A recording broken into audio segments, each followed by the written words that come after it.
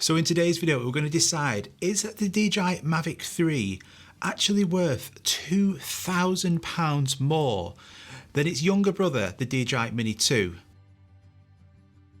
So I've had both drones for a while now. I've had the DJI Mini 2 for over a year and the MAVIC 3 for a couple of months, and hopefully this video will give you an understanding at the end of it whether either drone is worth it for you, which one is probably the best to pick up, or if you've already got this drone, is it worth the extra money to go and pick up that MAVIC 3?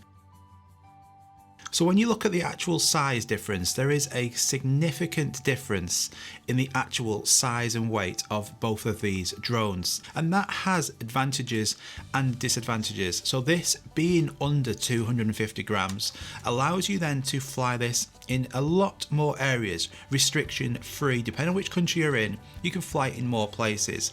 It's also completely portable as well and easy to take with you, so you could fit this in most jacket pockets. And also, because of its absolutely discreet nature, when you are flying in these locations, it doesn't make tons of noise when it's up in the air.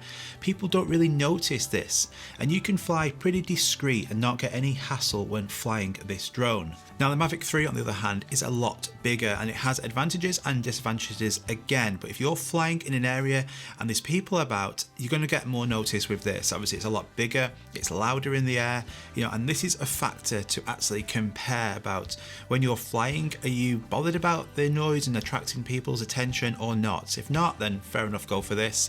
But if you want something a bit more discreet and not as much hassle when flying from people, then the Mini 2 is definitely the advantage there. Now this drone being 249 grams, it has a 31-minute battery life. Now for the size of it, that is really impressive. In real-time use, you're going to get about 25 minutes of flight time from a drone like this, which is more than enough, and it's better than other drones in this category. So the battery life on here is a lot better because of its size. A 45-minute battery life on this is incredible. The top speed on the Mini 2 is 35 miles per hour in sports mode, and on the MAVIC 3 the top speed is 42.5 miles an hour. So not a massive amount of difference, but it is noticeable, especially in sports mode. Now because of these propeller difference, the flight characteristics are also completely different. The flying performance on the MAVIC 3 is a lot more aggressive, and it's a lot faster in the air and more responsive, and you can put this in areas that you don't want to put your Mini 2. So in windy areas, this handles it no problem. That's what we're going to talk about now, the wind resistance. So recently I went to an area where it was 35 miles per hour gusts, so not recommended for either drone, but you'll see a significant difference in how both drones handle this wind, and it's something to definitely pay attention to, because if you're in a country where you're going to be buying one of these drones and it's a really windy country or really windy area, you experience lots of winds just naturally because of where you are, then the Mini 2 probably isn't going to be for you. But you'll see the difference when the MAVIC 3 is flying towards these wind turbines, and I want to fly directly through the wind turbines. We don't have any wind warning messages around about 20 or 30 meters in height, and the MAVIC 3 does really well, and I'll compare on screen as well the difference in quality between the MAVIC 3 camera and the Mini 2 camera. But on the other hand, the Mini 2, although it does great, one of the issues I have with this drone, and I've had quite a few different versions of this, is that the gimbal horizontal line keeps needing to be calibrated a lot, and because of this it is frustrating, especially in winds. If you look in the bottom left hand corner, you can see the attitude indicator at just how much this drone is being blown about in the wind. It doesn't do great in the wind, and it is a disadvantage for sure. So for windy conditions, if you're in a country where it might just naturally be really windy in the area that you're in, then the Mini 2 probably isn't going to be for you, because the Mini 2 is a lot better when it's just normal decent conditions, whereas on the other hand the MAVIC 3 can fly in a lot more different windier conditions. So out of the box from DJI, this has no active track on it whatsoever. You can use third-party apps. Now there are problems with them. One, they're not very good at the moment at all, and two, if you use that DJI refresh program, that's also not going to be valid if you have a crash. So I wouldn't use those apps. But out of the box, Mini 2, active track, none. So straight away we have a winner. But I want to show you in this next clip now how the active track actually works on this, on the MAVIC 3. It's not brilliant yet. I hope it will get better, but in its first version, this is how it performs. So to start this, you have to get fairly close to yourself, which is a bit of a worry because that's where you can't really push it back once it's activated. So I'm going to drag the box around me now, then click active track. I want it to now scan from the back, and it normally does all right from the back. So hopefully now, with nothing around, we should be okay. So as I now set off, the drone should then adjust itself, and then avoiding this telephone line, hopefully, and then track me, avoiding any objects. And I can increase the altitude, but I can't increase the distance currently. With firmware improvements, it will get better and allow us to adjust that distance ourselves manually. Are you loving the cinematics? This could be the next Nike commercial, all filmed on the Mavic 3. So when we look at the sensor size difference between the Mavic 3 and the Mini 2, you would think that this is a complete non-starter and there's only going to be one winner.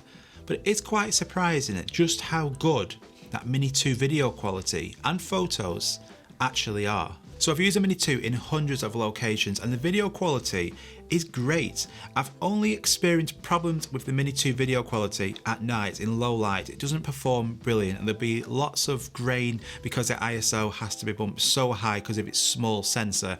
So at night time, low light, it's not brilliant, but it's usable for sure. Now on the other hand, the Mavic 3 has a 5.1K Hasselblad massive sensor on this in comparison, and it also has a telephoto lens as well. So video quality from an actual spec side of it, the Mavic 3 is better, yes. The Mavic 3 is better, the video quality is better, it's sharper, it's better in low light, you have a longer zoom on it, but both are great. And in these clips now, I'm just going to show you at one location and then just a few different clips over this last few months. And then just see for yourself, is there going to be a huge difference to you between both of these drones?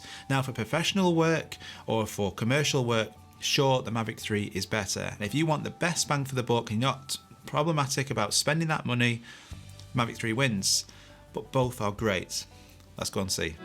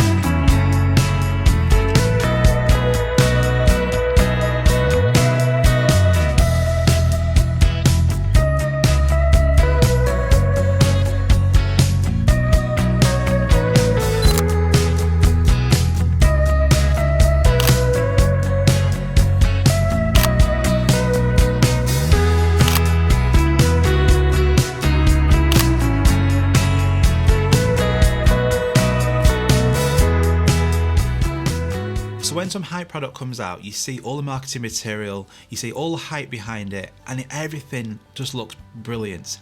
And often the price of it is definitely a talking point, but when you actually want to buy it, you kind of forget about the price because you just want that no matter what. And the Mavic 3 is a testament to that. Over £2,000 difference between the Mavic 3 and the Mini 2, that is one hell of a difference. The Mini 2 currently in the UK, £529 will get you the Fly More combo, and £2,500 will get you the Fly More combo for the Mavic 3. Is it going to be worth that difference in price? And that is a really tough one to answer. Currently, right now, no, I don't think it is.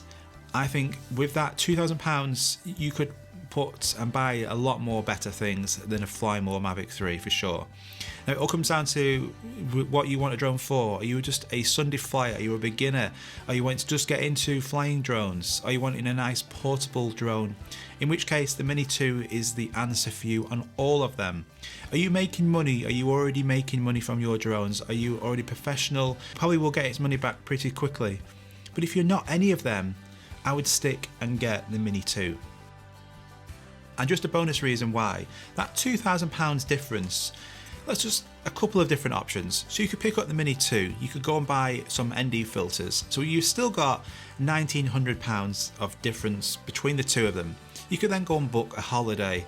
You could then go and buy a latest MacBook Air, and you've still got money to play with. You could then go and make a really good travel video with your Mini 2, and then you could go and edit a video, but you're gonna need a camera. So you can go and pick up a digital camera like a Sony ZV-1, and you've still got a bit of money left aside. Edit that video, do a review on it, put it on YouTube, and start making money back. And the difference between £2,000 between this, you could get yourself started, you could buy some equipment, a camera, a laptop, and then away you go. And then decide, do you need to buy that Mavic 3 or not? Mini 2, for value for money, there isn't really any other drone out at the moment which beats it on terms of spec, on terms of actual usability, size, performance. For the price, it's bloody brilliant.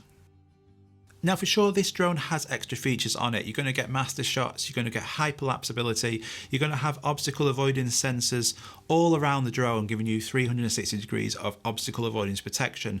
You're going to have that extra battery we talked about. You're going to have focus track, able to track you and on screen change the different orientation of the drone, which is great, and that is better than the Air 2S. What about signal and range performance? So I've never had an issue ever with the Mini 2. The signal on it is great. The signal on here is better. This is OcuSync 3 Plus, this is OcuSync 2, but both are great. And I'm sure Johnny will tell you in the comments in his mum's basement that, you know, that doesn't matter anyway, because you need to keep visual line of sight all the time and you shouldn't be flying far out and nothing like that. So he will tell you, so don't ask what the range is like, how far it can go.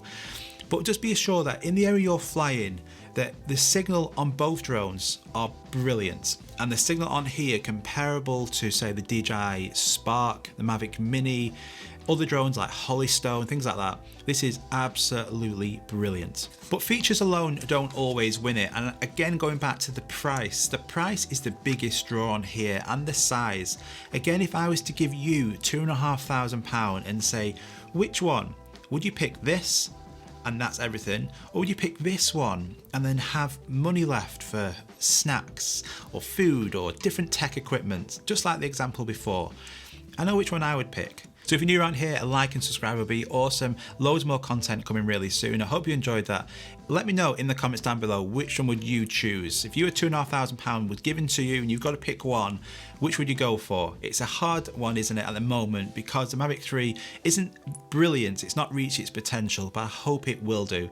But yeah, spec side alone, it's not a huge difference, certainly to warrant that £2,000 difference. So see you all soon, guys. Bye-bye.